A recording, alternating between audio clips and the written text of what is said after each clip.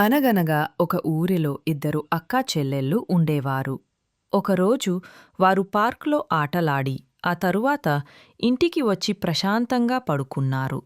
కళ్ళు మూసుకున్న వెంటనే ఒక కల మొదలయింది. ఆ కలలో వారు మళ్లీ పార్క్లోనే ఆడుకుంటూ పరుగు తీశారు. ఒక్కసారిగా గమనించారు, తమ కాళ్ళు చిన్న గుర్రాల కాళ్లలా మారుతున్నాయని. క్షణాల్లో వారంతా చిన్న చిన్న గుర్రాలుగా మారిపోయారు.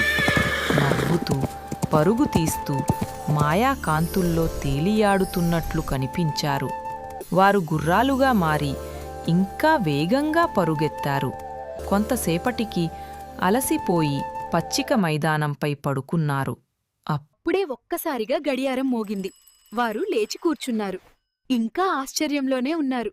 మనం నిజంగానే చిన్న గుర్రాలం. అమ్మా, లేక ఇది ఒక కలగానే మిగిలిపోయిందా అని సందేహపడ్డారు.